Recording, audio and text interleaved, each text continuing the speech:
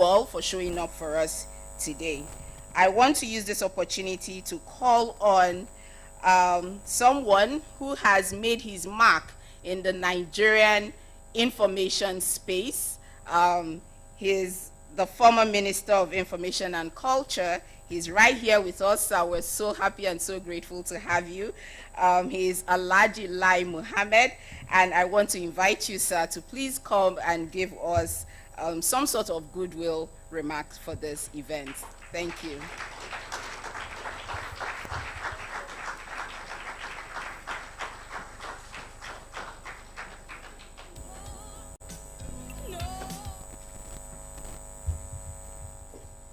Please will permit me also to adopt the already very expertly established protocol. We are going through very difficult times in Nigeria today, and that explains why many of the dignitaries who would have been present here today will either be Senate representatives or be coming tomorrow.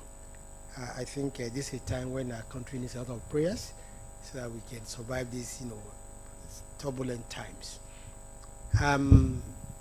Most times I am not very proud to be a 70-plus-year-old man, but today I'm very proud because I know the national anthem. You see, Amaka was bluffing. If I call her here today, here now, let's go and sing. So you can see that sometimes this age thing has its own advantage. I want to first of all commend Enkowan for this event. This is the third in the series. My relationship with the association, I think, dates back to my time as the Minister of Information and Culture. I've always had very engagement with the association. I know it is not your fault. When you planned this many months ago, nobody foresaw that there was going to be, end to bad governance, protest. And the fact that we still have this very sizable number of people present here, I think, is testament to how hardworking the organizers have been. I didn't prepare for anything because my understanding with Ms. Ologe was that I was supposed to come to receive an award tomorrow. And yesterday night, I tried to reach her, I think she was there, to ask her whether we are still on for tomorrow. But unfortunately, she was very busy. Then about an hour ago, about 45 minutes ago, she called and asked, sir, we are waiting for you. I said, where? He said that the Radisson. I said, no, but my event is for tomorrow. He said, no, it's today and tomorrow. So I apologize if I'm not very well prepared. So I did not have the program. The speech I have is not suitable for today. It's probably more suitable for tomorrow if I'm given the opportunity to speak tomorrow. But then, having been in the industry for this length of time, I should be able to give you a good message. I spent just about 7 weeks ago, 13th of June this year, I was in Germany. Since I was in Gießen. Gießen is about half an hour drive to Frankfurt, and they have what they call Gießen Chamber of Commerce. So they have this program annually, which is called Gießen, Welcomes the World. It's a program where the city of Gießen invites the entire world, and it's a platform. I was privileged to be at that program on the 13th of June this year, and incidentally, my address to that Chamber of Commerce, German Chamber of Commerce, was the available investment opportunities in the creative industry in Nigeria. And I believe that this is one area of our economy which is not being marketed enough. And there's one area of our economy which is a low-hanging fruit, which needs less, resources created to radio and the like. And the truth of the matter is that this industry is not just the fastest growing industry in Nigeria, but after agriculture, is the second largest employer of labor.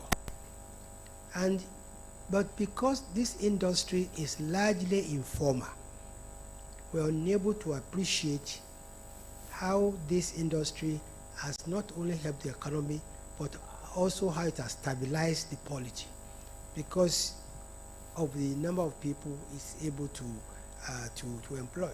And this is why, even outside government, I will continue to advocate that more attention and more emphasis be placed on the creative industry. And of course, there can be a industry. Thank you. There can be a creative industry without content. Whether it's film, whether it's music, whether it's advertising, it's all about content. And that's why this particular event is very important for us. Now, before 2020, the impression we all had when people talked about the creative industry in Nigeria, people thought about music, people talk about film. Hardly did people talk about other aspects of the creative industry. But when COVID-19 struck in 2019, I had the unenviable task of asking some industry leaders to please do a survey for us to see exactly how much the COVID-19 pandemic has affected the creative industry in Nigeria. Because if you recall, the industry most affected by the COVID-19 was actually the industry. Because when movements are restricted, when people cannot, gather together, there can be films, there can be music, there can be concerts. So, and I must say that the result of this survey shocked me and actually repositioned in my mind the real truth about the creative industry in Nigeria. Now, the first shocker is that, contrary to widely held belief that film and music generate most revenue, I was shocked to realize that survey revealed that in 2019, the film industry generated 140 billion naira. Yeah. The music industry generated 300 billion naira. But the shocker is that the hospitality, tourism, and events generated 1.2 trillion naira. I was trying to digest that when I realized that fashion alone generated 2 trillion naira. Beauty and hair care, 1.52 trillion naira. Now, so you can see, and gastronomy about 1 trillion naira, advertising about 1 trillion naira. So you can see, really, when you talk about content in the context of either music, in the context of either radio or film or fashion, you are talking about a whole big market. So the truth of the matter today is that the only reason why, one of the major reasons why the economic hardship is not being felt is because of this informal sector, which, despite all hardships, despite all challenges, because we're creative people, we still continue to manage, we still continue to provide jobs in this sector. And why would this industry continue